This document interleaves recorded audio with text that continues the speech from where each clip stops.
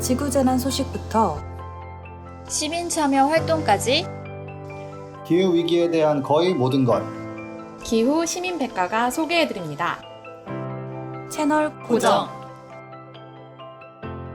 안녕하세요. 팟캐스트 기후시민백과입니다. 기후위기 시대에 그린피스와 시민분들이 함께 만들어온 변화, 그리고 함께 만들어갈 미래에 대해 이야기합니다. 안녕하세요. 기후에너지 관련 전문위원으로 일하고 있는 김지석입니다. 네, 안녕하세요. 그린피스 시민 참여 캠페이너로 일하고 있는 유지연이라고 합니다. 네, 오늘은 지석쌤 그리고 제인쌤과 함께 빙산이 분리됐다는 소식에 대해 이야기해보려고 하는데요. 그럼 바로 방송 광고 듣고 본 소식 들어갈 수 있도록 하겠습니다. 안녕하세요. 오늘 마쇼호스트 똑이에요. 오늘 소개할 제품은 바로 크릴 오일입니다. 요즘 사람에겐 필요 없는 크릴 오일 찾으시는 분들 많으시죠? 남극의 펭귄과 고래의 주식인 크릴, 먹지 말고 양보하세요.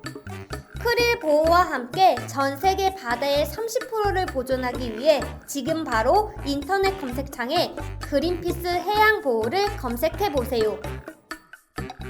네, 지난 방송에서 저희가 A68A 빙산이 남대서양의 영국령 사우스 조지아 섬과 충돌할 수 있다는 소식을 전해드렸었어요. 이 빙산이 무려 제주도의 2.2배가 넘는 크기다 이렇게 알려져 있는데, 만약 사우스 조지아 섬과 충돌하게 되면 펭귄, 바다표범, 물개 같은 이런 해양 생물들의 피해가 엄청날 것으로 예상된다고 전해드렸었는데, 지석쌤, 이 빙산 어떻게 됐나요? 그게 가던 대로 쭉 가서 들이받았으면 안에 있는 뭐 펭귄과 이런 바다표범들이 완전 괴멸 상태로 빠져 있었는데, 네. 이 가면서 빙산이 아래를 긁어가지고 뭐 밑에 있는 해양 생물들도 다 없애버리고 사냥하러 가는 어미들의 길도 막아버리고, 또 이제 물이 계속 녹으면서 염도도 낮춰가지고 그러면은 이제 바이러스 같은 게 또 퍼지고 막 이런 것도 있거든요. 그래가지고 정말 대비극이 일어날 뻔했는데, 다행히 아이돌 그룹 마냥 해체를 결정하면서 쪼개지고 옆으로 흘러가지고 다행히 이제 대형 사고는 피했습니다.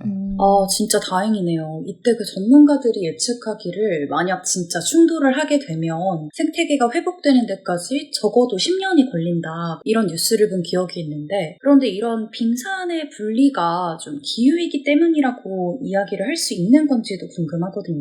네, 이게 빙산이 녹는 거는 사실 예전부터도 거의 뭐 1960년대 이때도 이거 기후변화 때문에 녹는다 말이 많이 있었고요. 북극곰 같은 경우도 그거의 피해를 또 보고 있는 거고, 얼음에서 살아서 그런 건 아니고 얼음이 얼었을 때 그걸 타고 가가지고 바다표범들을 잡아먹거든요. 하나 잡아먹으면은 뭐 한 6개월은 든든한 뭐 이런 걸 하기 때문에. 근데 이제 그게 녹아버리니까 가는 길이 막혀버려서 헤엄쳐서 가다 보니까 체력이 딸려가지고 빠져 죽기도 하고 뭐 이런 상황이라서, 온도가 올라가니까 플러스 알파로 또 다른 기후 변화 때문에 녹는 거는 맞습니다. 또 최근에 빙산 하나가 분리됐다는 소식을 들었어요.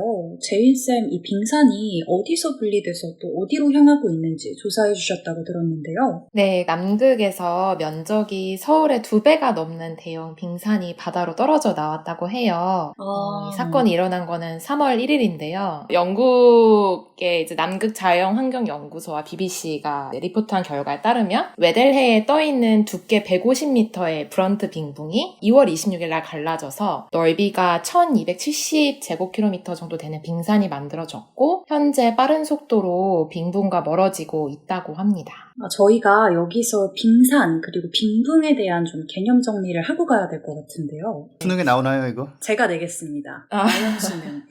네, 빙산 관련해서 여러 가지 단어들이 있는데, 일단 지금 얘기하고 있는 빙붕 같은 경우는 남극 대륙이랑 이어져서 바다에 떠있는 거대하고 평평하게 얼어붙은 얼음 덩어리라고 생각하시면 돼요. 그래서 두께가 얇은 거는 300m에서 되게 두꺼운 거는 900m가 거의 1km까지 가는 거죠. 엄청나게 두꺼운 건데, 이게 엄청나게 두껍고 평평하고 1년 내내 그 크기와 두께가 잘 유지되는 편이라고 해요. 그래서 제가 이제 찾아본 바에 따르면 빙붕이 워낙 안정적이고 평평하기 때문에 남극에서는 빙붕 위에다가 비행기 착륙장까지 만들어서 비행기 이착륙 활주로로 활용하고 있다고 해요. 그러니까 그 정도로 빙붕이라는 게 되게 안정적인 얼음이라고 생각하시면 되고, 빙산이라는 거는 빙붕에서 깨어져 나와서 떠도는 얼음이에요. 그래서 아까 말씀드린 되게 큰 얼음인 빙붕에서 떨어져 나오는 얼음 중에 높이가 5m가 넘는 좀 비교적 크기가 큰 얼음 덩어리를 빙산이라고 하고요. 네. 그 다음에 이 빙붕에서 끼어져 나와서 떠도는 얼음 중에 조금 작은 5m가 넘지 않은 얼음 덩어리를 유빙이나 부빙이라고 합니다. 네, 빙붕, 빙산, 그리고 부빙까지 제인쌤께서 설명을 해주시니까 좀 이해가 되네요. 정말 이해되시나요, 쌤?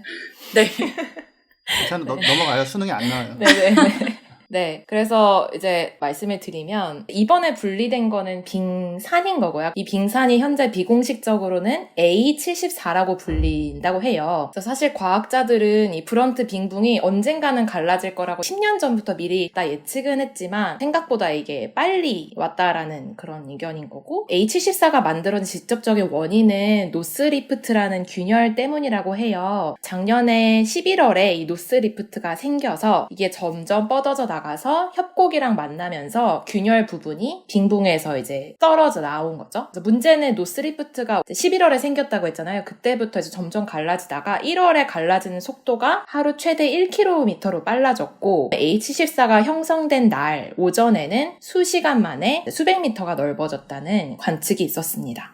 그러면 이번에 분리된 이 빙산은 또 생태계에 어떤 영향을 미칠지가 좀 궁금한데요. 네, 사실 이게 지금 갈라져 나온 게 비교적 최근 사건이잖아요. 그래서 네네. H74라는 빙산이 만들어진 게 생태계에 어떤 영향을 미칠지는 정확히 분석이 되지는 않았어요. 그러면 어떤 경로라던가 이런 것들이 아직은 좀 나오지 않았다는 말씀이죠? 그렇죠. 그리고 조금 더 무서운 얘기는 BBC에서 분석한 결과에 따르면 앞으로 이런 빙산 분리 현상이 이어질 수도 있고 연속적으로 일어날 수도 있다라는 거에 대한 내용인데요. 다행히 아직까지는 큰 생태계 피해 소식이 전해지진 않았지만 최근에 독일에서 연구용 선박이 이렇게 떨어져 나온 빙산 주위를 쫙 돌면서 현재 어떤 피해가 있는지를 살펴보고 있다고 해요. 근데 이 연구자들의 의견에 따르면 어쨌든 이 빙산이 갈라지기 전에 이 얼음층 아래에 있었던 바다, 그러니까 생태계들은 직접적으로 햇볕이나 어떤 바람의 영향을 받지는 않았잖아요. 근데 그런 곳이 빙산이 분리되면서 드러나게 된 거니까 변화에 어떻게 영향을 받을지는 아무도 알 수 없다라는 게 그분들의 의견입니다. 그러면 지석쌤, 이렇게 빙산이 자꾸 빙붕에서 분리되는 원인이 뭔가요? 얼음은 따뜻하면 녹잖아요. 여기가 무슨 지진이 있는 것도 아니고, 그리고 원래 이렇게 떨어 나오는 건 있긴 있어요. 눈이 쌓이고서 그게 얼음으로 되고, 그게 이제 계속 옆으로 밀리다가 어느 순간 균열이 생기고 할 수는 있는데, 일단 굉장히 빨리 일어나고 자주 일어나게 되고 있고, 바닷물에 일본에서 터졌던 원자폭탄의 5개 정도에 해당되는 열기가 매 초,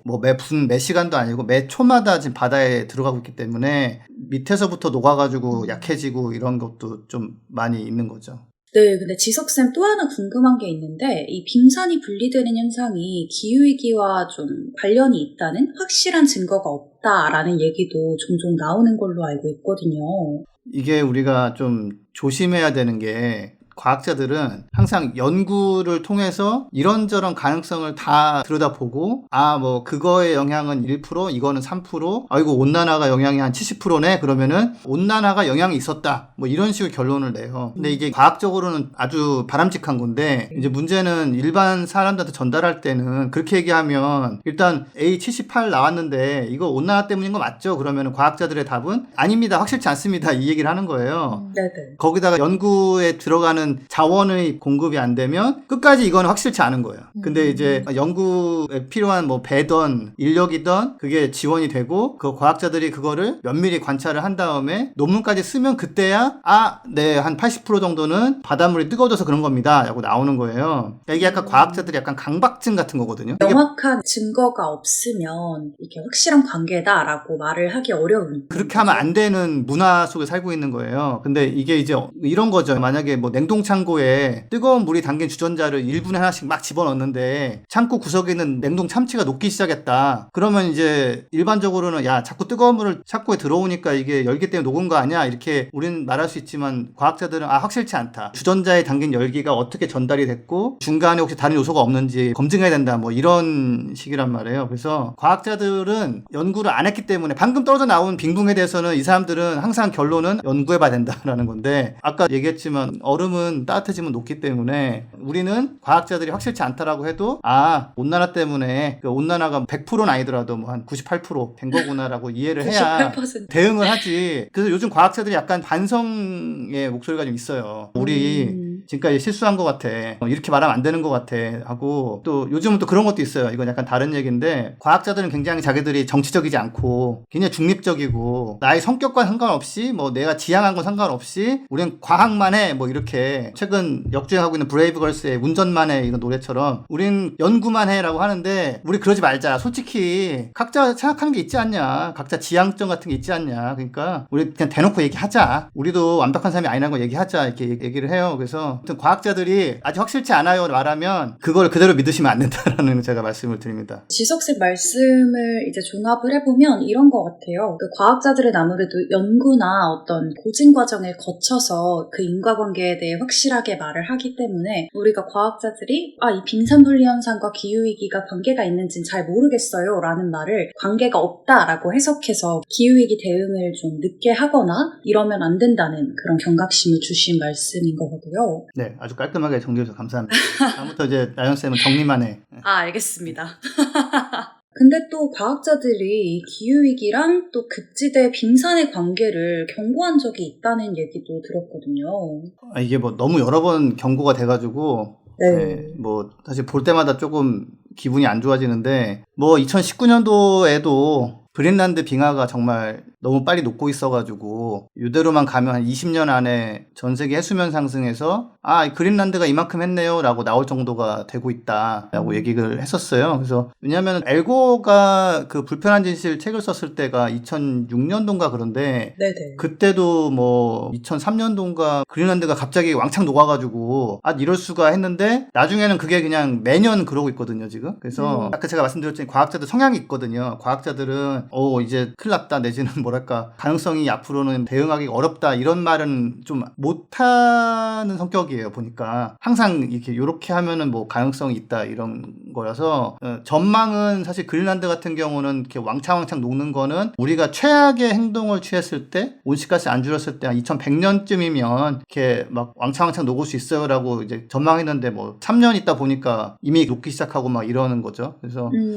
이제 과학자들의 성향이 좋은 뜻으로 뭐 증거가 없으니까 괜찮을 거예요. 이 정도까지는 언제까지는 이랬는데 이제 안 그렇다는 거죠. 네. 지석쌤 근데 이 극지방 이외에도 좀 히말라야 같은데 빙하도 좀 녹고 있지 않나요?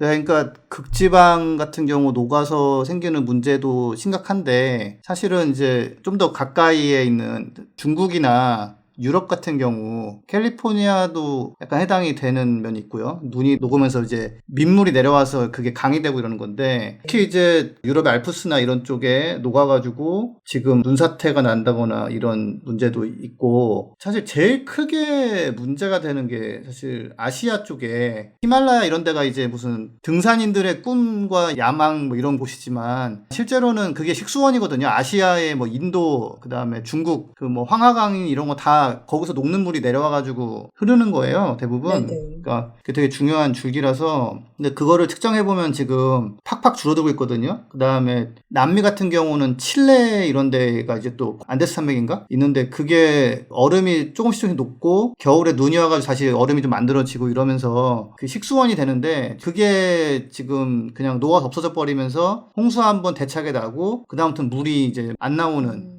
그런 상황이 되고 있어가지고 빙하 같은 게 이제 덩치도 크고 굉장히 관심이 가지만 우리나라는 이제 그 빙하가 없기 때문에 조금 네네. 관심이 적지만 중국이나 인도 이런 데는 지금 그 히말라야 빙하를 안 녹게 좀 해야 되는데 뭐 관리할 수가 없어요. 온도가 올라가서 녹고 있기 때문에 이런 게 참 골치 아픈 상황입니다. 그러면 지석사 말씀해주신 건 저희가 보통 빙하가 녹는다면 뭐 해수면 상승 이런 것만 생각하잖아요. 근데 이게 물 부족 문제까지도 이어질 수 있다는 말씀이신 거죠? 네, 그게 더 빨리 올 거예요. 왜냐면 해수면은 속도가 조금 느려요. 아무래도 이 바다가 워낙 넓다 보니까. 네. 근데 이제 히말라야 거기 넓죠. 굉장히 넓지만 그래봐야 뭐 북극이나 이런 데보다는 적기도 하고 그다음에 그거에서 나오는 물을 가지고 수억 명이 의존하기 때문에 우리가 이제 저 동네 어떡하지? 근데 이게 뭐 인도나 중국에서 물이 부족해진다 그러면은 우리도 영향이 상당히 오게 되겠죠. 왜냐면은 식량 같은 것도 우리도 수입하잖아요. 중국에서 약간 일부. 그쵸. 아주 많은 양은 아니지만 그리고 중국에서 식량 같은 게 잘 안 돼가지고 힘들어지면은 딴 데서 수입을 해올 텐데 중국하고 우리랑 식량 수입 경쟁을 벌인다고 그러면 우리도 만만치 않지만 가격도 올라가고 이제 힘들어지겠죠. 그래서 저는 남극, 북극 빙하 문제 해수면보다는 지금 아시아 쪽에 물 부족 같은 걸로 더 빨리 문제가 발생할 거예요. 네, 이렇게 들어보니까 지금 상황이 생각보다 더 심각한 것 같은데요. 제인쌤께서 지금 세계 각국의 노력을 조사해 주셨다고 들었어요. 아까 재석쌤께서 지나가시는 말로 이거 녹는 빙하를 다시 안 녹게 해야 되는데 막 이런 말씀을 지나가면서 하셨는데 실제로 공학자들이 이 녹는 얼음을 안 녹게 노력하고 있는 부분이 있다고 해서 제가 좀 소개를 해드리려고 해요. 그게 가능한가요? 네, 그러니까 저도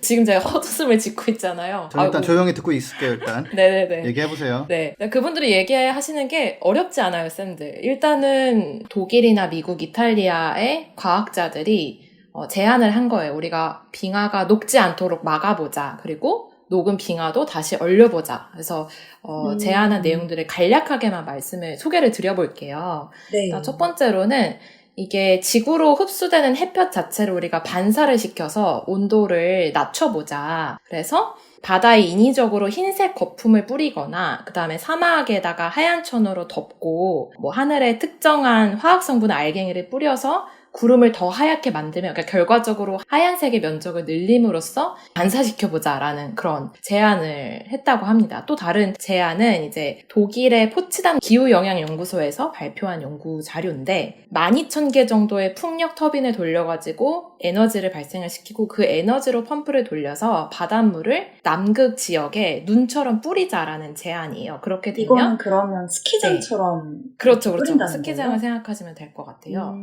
여기에 필요한 양이 10년 동안 무려 7,400세제곱킬로미터라고 해요. 상상하기도 감도 안 힘든 오네요. 어마어마한 양인 거죠. 이런 것도 제안을 했고 또 미국에서는 남극 해저에다가 바다 안에다가 장벽을 세우자. 장벽은 뭐로 세우느냐? 뭐 암석이나 모래 같은 걸로 착착착 세워가지고 빙하들이 이렇게 떠내려가면서 녹잖아요. 그러니까 그 녹는 거를 막기 위해서 해저 제방을 구축을 해서 빙하가 심해로 미끄러져 들어가면서 녹는 거를 막자. 그렇게 함으로써 해수면 상승을 막을 수 있다라는 다양한 제안들이 지금 연구가 사실 되고 있다는 것도 저는 되게 놀랐는데 연구가 되고 있다고 합니다. 지석쌤, 이런 그 과학자들의 제안이 현실 가능성이 얼마나 있는지 좀 궁금하거든요. 네, 일단 참 귀엽고요. 과학자분들이. 그리고 저는 사실 되게 고민해서 이런 게 나오는 거예요. 그러니까 산술적으로는 이렇게 하면 막을 수 있다라는 거고 하면 효과는 있을 거예요. 근데 이제 중요한 문제는 하는 것이 무지하게 어려워서 사실은 좀 현실성이 없다. 예를 들어서 아까 그 빛 반사시키자 하얀 알갱이 뭐 이런 거는 네네. 바로 설국열차의 모티브가 된 그런 맞네. 거죠. 열심히 반사시켰더니 너무 추워져가지고 망했다 뭐 이런 거잖아요. 그래서 네. 근데 이제 그런 알갱이를 만들고 뭐 그걸 띄우고 그게 바닥으로 안 떨어지게 하고 이런 거는 사실 어마어마하게 어려운 일이라서 이건 좀 꽝이고요. 뭐 심지어는 태양광을 반사할 수 있는 거울을 뭐 우주에 띄워가지고 막자라는 것도 있는데 우리는 쿠팡을 쓰면서 뭐 로켓 배송 이런 거 익숙해져 있지만 이거는 실제 로켓 배송을 해야 돼. 너무 어려운 거지. 배송비가 너무 많이 드는 거죠. 햇빛 조금 반사하겠다고. 사실은 그러면은 땅에다가 거울 세워놓고 반사해도 돼요. 그러니까 좀 과학자분들 아이디어와 계산은 나오는데 아까 나왔던 그 바닷물 7,400 세제곱킬로미터 요게 계산해 보니까 7.4조 톤이에요. 7.4조 톤이요? 네, 그래서 이거를 풍력 터빈 12,000개라고 했는데 저거는 아마 전 세계에 설치된 것보다 더 많은 양일 거예요. 그렇죠. 그걸 남극까지 가져와가지고 세우고 기후변화 되면 시간이 좀 없잖아요. 그러니까 네네. 사실은 좀 뭐 어려운 얘기다. 그리고 아까 그 뭐 제방을 쌓자 이런 것도 제방 쌓을 때 예를 들어서 지금 우리가 쓰는 배가 벙커 CU를 열심히 떼어서 CO2 그쵸. 많이 내놓는 그런 것들이잖아요. 네네. 뭐 뭐 그거 말고는 지금 다른 기술이 없잖아요, 현재로서는. 그러니까 가가지고 열심히 하는데 또 그러다 보면은 해류의 흐름이 뭐 예상과 달라서 열심히 쌓은 없어졌네 이렇게 되고 이러면은 안 되는 거라. 그래서 결국에는 이제 연구자분들이 이런 걸 제안을 하고 하지만 실제로는 우리가 석탄 화력발전소 같은 거 빨리 없애고 태양광 풍력 같은 거를 우리가 쓸 수 있게 설치하고 하는 게 가장 맞는 거예요. 그래서 이게 약간 우리가 무슨 과학 탐구 뭐 그냥 흥미를 위한 그런 팟캐스트라면은 그런 얘기하면서 재밌다 뭐 신기하네 하고 넘어가면 되지만 네.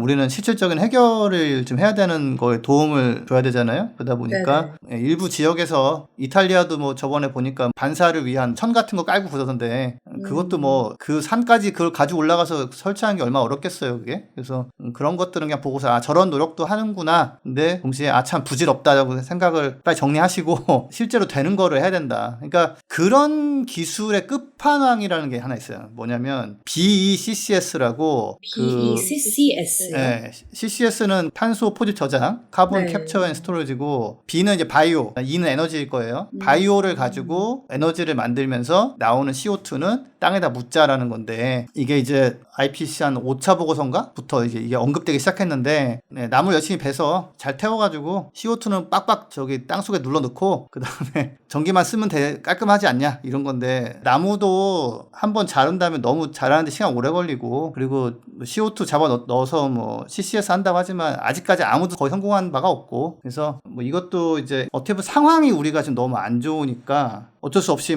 그러면은 물 7.4조 톤을 얼려보면 어떨까요? 뭐 이렇게 나오는 건데 그런 거 검토는 하되 안 되겠지? 응, 안 될 것 같아. 자, 그럼 빨리 우리 할 수 있는 걸 하자. 그러다 보면 결론은 태양광, 풍력, 뭐 전기차, 소고기 그쵸. 같은 거 안 먹기. 사실은 기후위기의 원인이 되는 것들이 분명히 존재를 하고 있는데 그걸 없애는 게 더 우선이 돼야 되는 게 맞는 것 같아요. 네, 그러니까 과학자들은 자기들이 그런 걸 없앨 수 있는 권한은 없잖아요. 네. 권고는 하지만 또 말도 안 듣고 그러니까 이제 뭐 이런 거죠. 병원에서 치료 안 해주네? 그럼 내가 할 수 있는 건 뭐 있지? 데일밴드 300개 붙여가지고 큰 상처 치료하기 이런 거 이론상 가능한가? 뭐 이러고 있는 거죠. 어떻게 보면 되게 슬퍼요. 과학자분들이 그런 것까지는 고민 안 해도 알아서 해결이 돼야 되는데 이제 그런 게 안 되고 있으니까 이제 이렇게라도 해볼까라고 이제 제안을 하는 거죠. 네, 그리고 저희가 기후시민백과잖아요. 그래서 제인쌤께서 또 시민들이 할 수 있는 행동에 대해서 좀 조사를 해주셨다고 하는데 탄소 배출을 저감하기 위한 다양한 시민들의 행동 방안 같은 게 있을 텐데요. 제가 소개해드릴 부분은 우리가 특히 온라인이나 디지털 기술을 활용하는 데 있어서도 온실가스가 배출이 된다라는 지점을 좀 소개를 해드리고 싶어요. 사실 코로나 이후로는 또 이런 디지털 활동, 온라인 활동이 또 굉장히 많아졌잖아요. 네, 맞아요. 그래서 이 스마트폰 기기라든지 여러분들 다 이제 전자기기 많이 활용하실 텐데 그 장치를 만드는 거, 그리고 그 장치를 실행하는 데 에너지를 저희가 쓰죠. 그리고 무선 네트워크에 이제 접근을 해서 데이터를 쓰는 데 있어서도 이산화탄소가 배출이 됩니다. 그다음에 우리가 이 전자기기를 사용하면 와이파이나 LTE 등을 통해서, 그러니까 네트워크를 통해서 연결되는 곳이 데이터 센터잖아요. 여기에 저희가 이런 모든 인터넷 기반 활동들에 관련된 데이터들이 축적이 되고 그거를 관리를 하는 곳인데 이 데이터 센터가 엄청난 양의 데이터 작업을 처리를 하기 때문에 이를 위해서 적정한 온도나 습도를 유지하려면 서버 유지 관리에도 엄청난 에너지를 소모를 하는 거죠. 그렇기 때문에 이때 엄청난 전력이 소모되고 온실가스가 발생한다는 거예요. 실제로 그 애플이나 구글 같은 글로벌 IT 기업들은 이런 데이터 센터가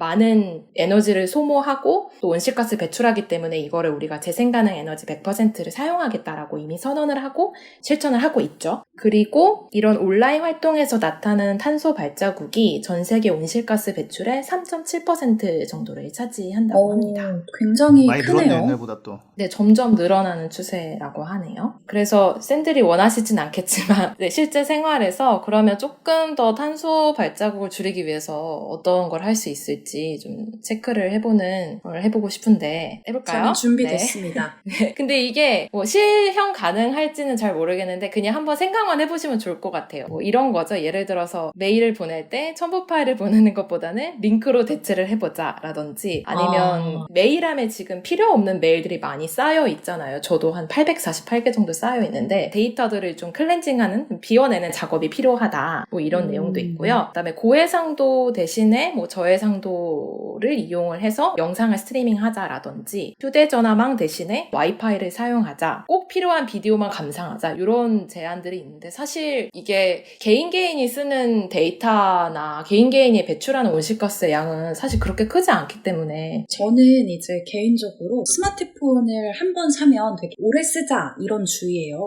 그것도 되게 중요하죠. 맞아요. 네, 전자기기를 사실은 생산하는 데서 발생하는 이산화탄소가 굉장히 큰 비중을 차지를 하잖아요. 그래서 그런 노력을 하고 있는데 앞에서 제인쌤이 말씀해주신 것처럼 이제 애플이나 구글 같은 경우에는 이런 데이터 센터를 100% 재생에너지로 운영을 하고 있다고 하니까 모든 데이터 센터가 그렇게 재생가능 에너지로 운용이 되게 되면 이걸 사용하는 저희 같은 일반 사람들도 좀 부담 없이 쓸 수 있게 되지 않을까 하는 생각이 들거든요. 저는 이제 조금 제 의견 말씀드리자면은 그 영국에서 원래 연구했을 때 괜히 뭐 감사합니다 답장 같은 거 보내지 마라. 그것만 안 보내도 그런 것도 뭐 있었어요. 맞아. 디젤차 3,334대의 뭐 CO2를 줄일 수 있다 이랬는데 저는 그거는 정말 사회생활을 위해서는 아니 고맙습니다 한마디가 참 중요하죠. 네, 중요한데 너는 어떻게 나한테 고맙다고 한마디도 안 하냐? 그러면 그게 CO2가요. 막 이러면 인간관계 좋지 않아요. 그래서 그런 거는 좀 그냥 하시고 그리고 사실 링크를 보내는 거가 맞는데 한편으로 링크를 사람들 참 안 읽어봐요. 이게 우리가 수제 쿠키를 좋아하듯이 뭔가 정성 있는 것 같잖아요. 이게 첨부 파일은 그래도 뭐 첨부했네 하는데 링크 있으면 뭔가 성의 없어 보임 내지는 안 보게 되기 때문에 할 수 있는 것들이 좀 있죠. 근데 우리가 할 수 있는 것들은 이런 것들이지만 동시에 이거에 너무 집중하거나 뭐 넷플릭스 친구가 본다고 야 너 동영상이 얼마 안 좋은지 알아? 뭐 이런 거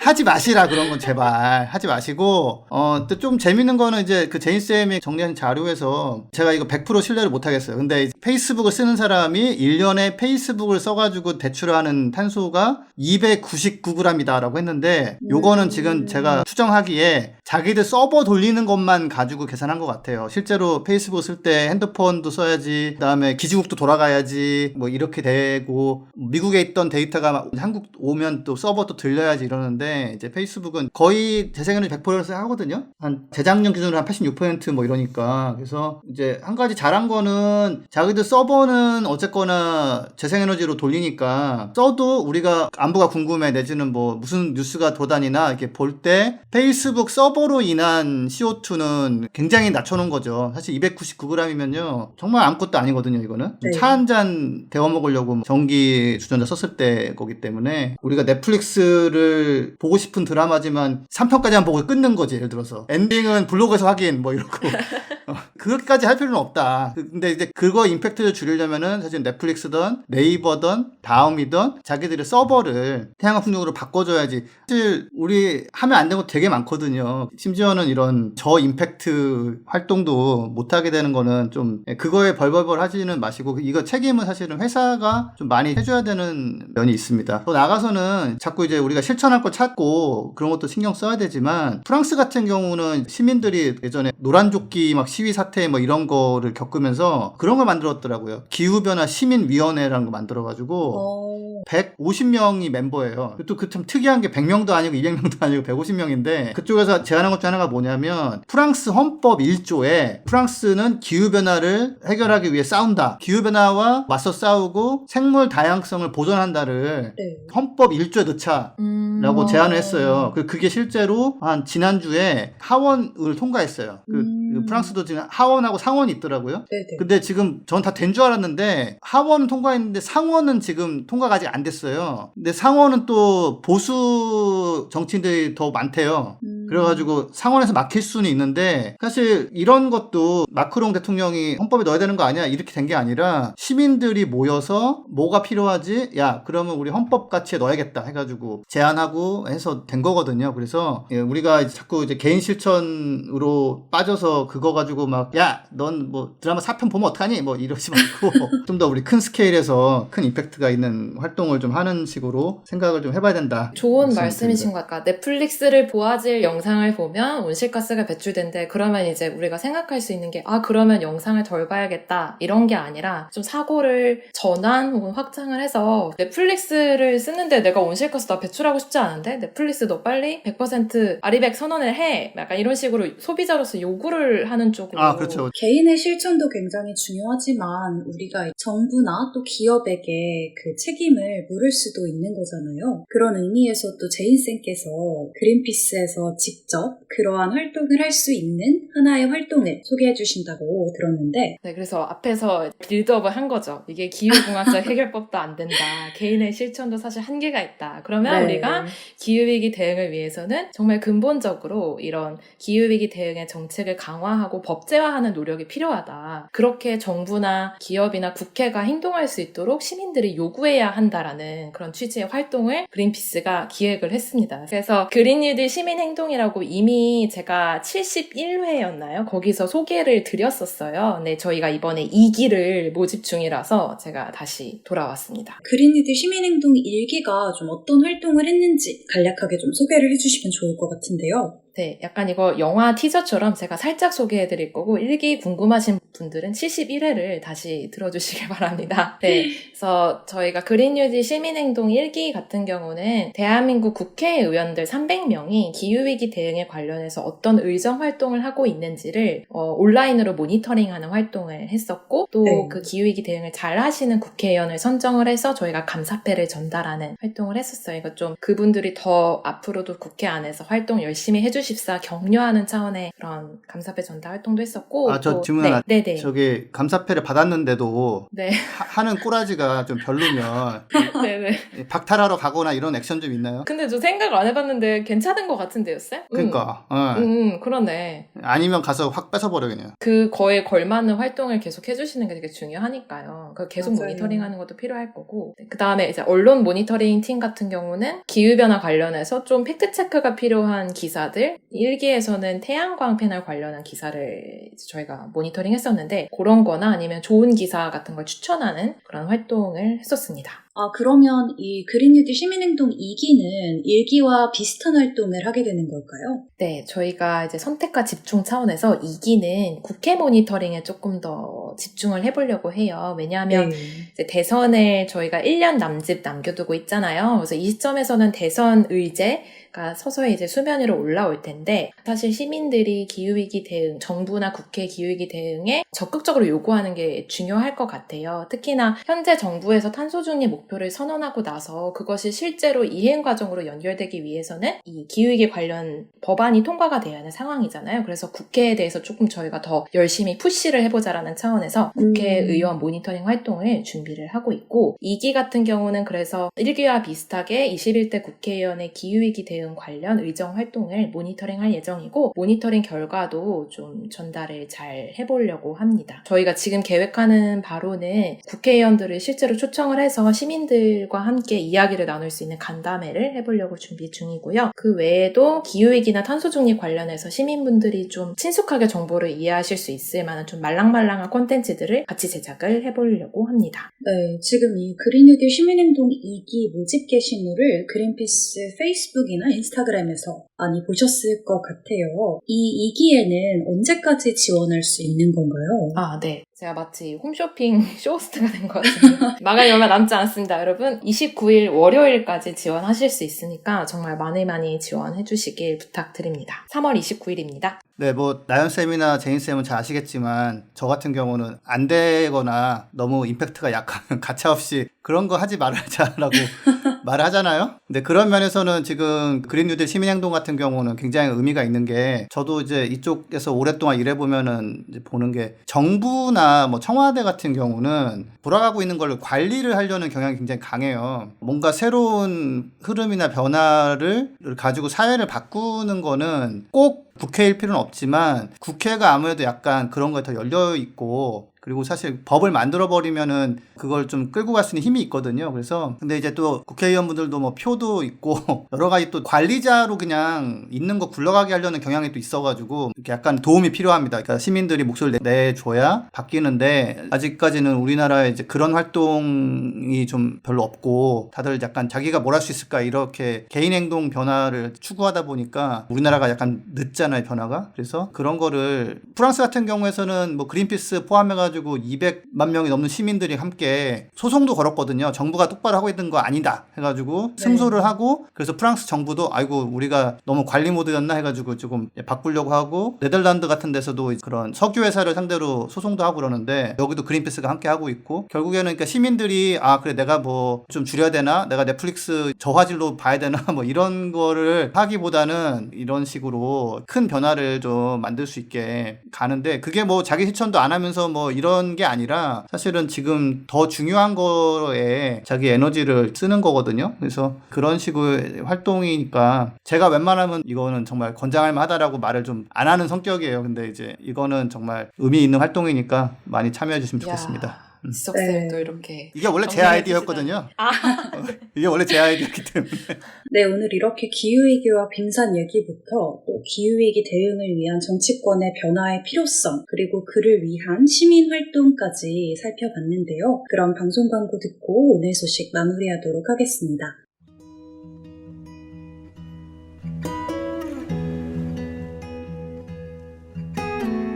이 방송은 여러분의 소중한 후원으로 만들어집니다. 국제환경단체 그린피스 서울사무소에 후원해주실 분들은 네이버에서 그린피스 팟캐를 검색하시면 쉽게 후원에 참여해주실 수 있습니다.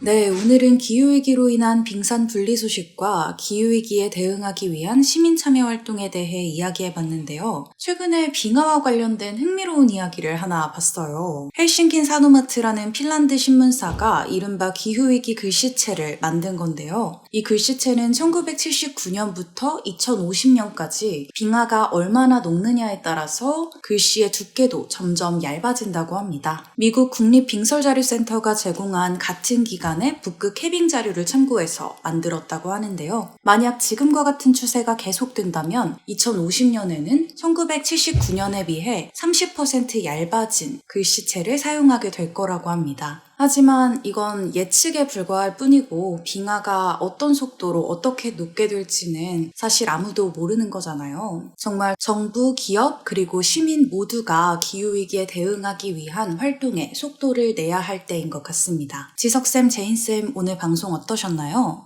네, 쉽지 않았지만 그래도 결론은 좋은 결론이 나오지 않았나.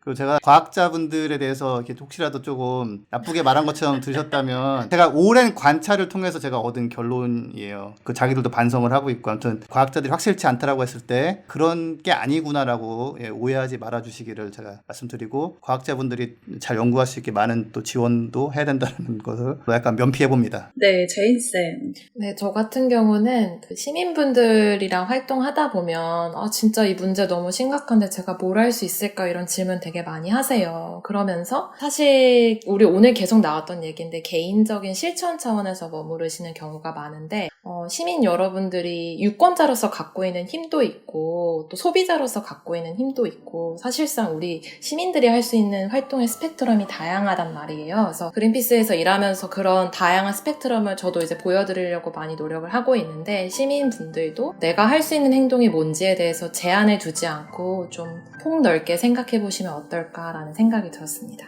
네, 그린이들 시민행동 2기 절찬리에 모집 중이니까 많이 지원해 감사합니다. 주시고요. 네, 오늘 방송 끝까지 들어주신 청취자 여러분께도 감사의 말씀을 드리고 저희는 다음 방송에서 또 재밌는 소식으로 찾아뵐 수 있도록 하겠습니다.